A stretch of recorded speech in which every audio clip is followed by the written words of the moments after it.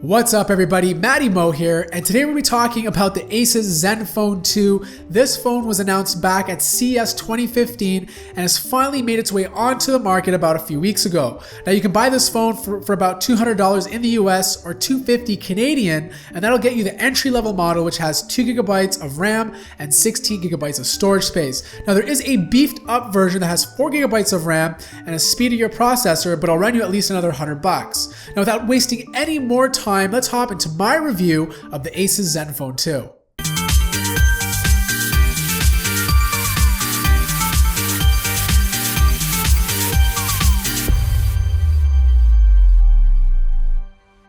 The Zenfone's design is nothing revolutionary, and that's okay. It still looks good for today's standards, but more importantly, it feels great in the hand. The plastic back is curved but rigid, which makes you feel confident that the phone won't just slip from your fingers. I never once felt like I was going to drop this phone, which is great for those who prefer not to use a case. To give you an idea how big this phone is, it's a little bit longer, wider, and thicker than the LG G3. On the bottom of the phone, you have a MicroSD port, and on the top lies your power button that is ridiculously hard to reach. For today's design standards, the power button should not be placed on the top.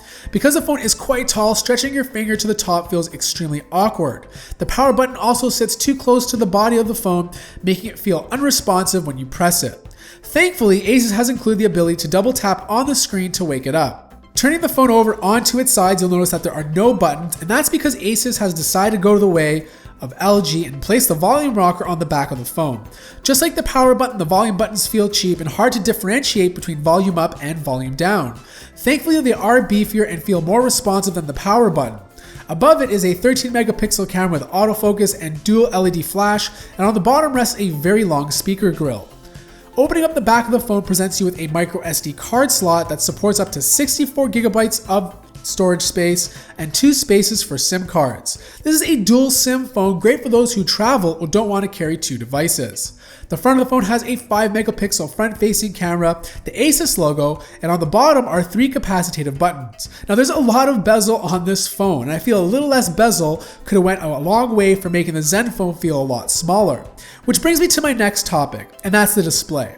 The display is 5.5 inches and has a resolution of 1920 by 1080.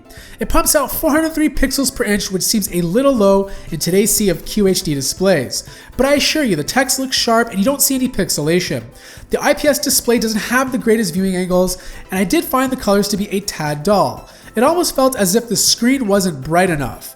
Don't get me wrong, this is not a bad display, but if you put it up against a more color accurate correct panel such as the iPhone 6 or Galaxy S6, you'll see what I mean. ASUS includes a few display tweaks if you're not satisfied with the current colors. By default, it's set on balance, but you can change it to blue light filter, aim to be easier on the eyes for reading, vivid if you want colors to pop, or you can customize the hue and saturation yourself. But what's a good display without good speakers? Well, you won't find good speakers here. The long speaker grill on the back gives the illusion that the ASUS Zenfone can pump out some serious sound. But in reality, the speaker is actually only on the left side. The sound is quite weak compared to other smartphones who have a back or side-facing speaker. The overall volume didn't get too loud, and putting someone on speakerphone left me hard to hear them.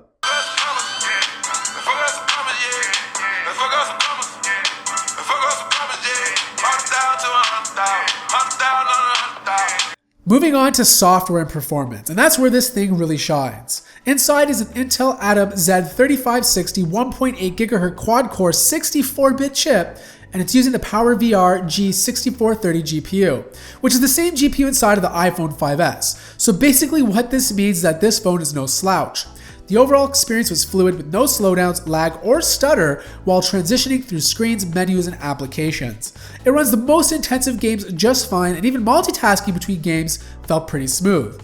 And also the great news is this phone never got hot at all, even when it was under a full load.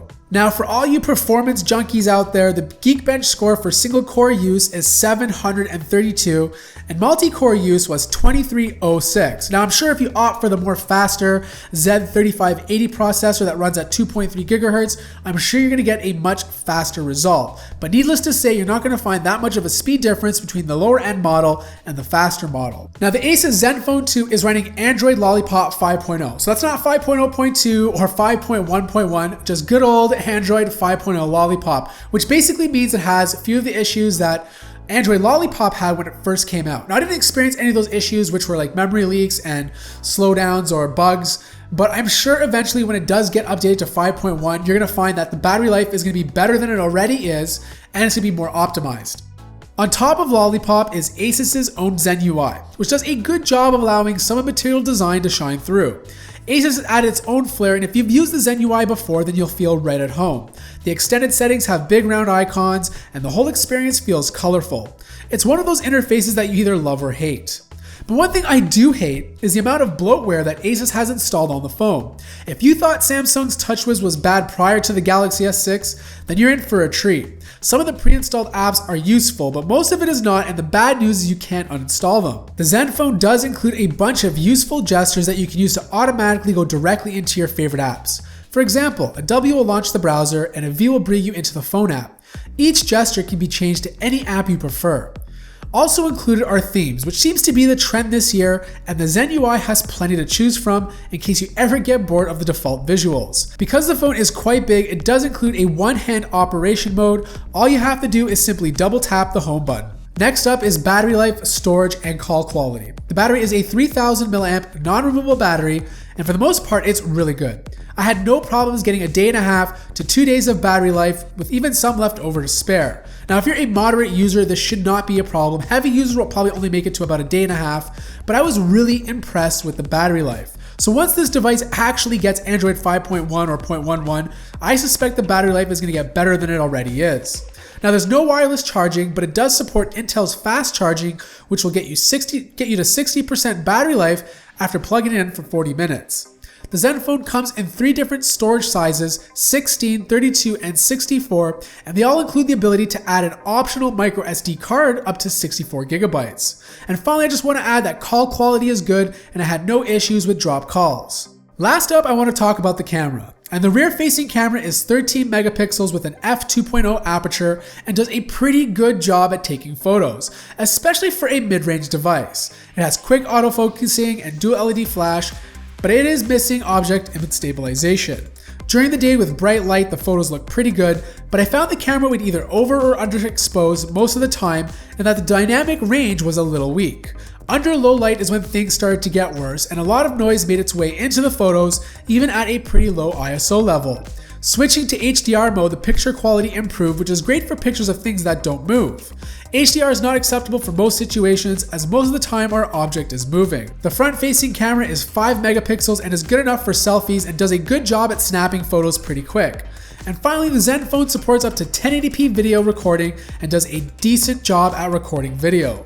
Overall, the camera in this smartphone does a really good job for a mid-range device. Now, don't get me wrong, it's not going to be as good as some of the higher-end devices out there, but it does a pretty good job at being close. So what's the bottom line then? Should you go out there and buy this smartphone? I definitely think so. The ASUS Zenfone 2 does a really good job for a mid-range device, and in my opinion, is definitely in the top 5 for 2015 at the moment. Now, this phone does provide a good user experience. It's fast, it's fluid, it has great battery life, it has some awesome storage options, and you really can't beat the price. Now, this is the entry-level model that retails for $200 or $250 here in Canada, and if you want 4 gigabytes of RAM instead of 2 and a little bit of a faster processor, you can spend an extra $100 more. So let me know in the comments below what you like and dislike about this smartphone. I just wanted to say thank you to everybody out there for watching this video. And if you want, feel free to hit that like button down below. And if you haven't subscribed already, please go ahead and do so. And I'll see everybody in the next video.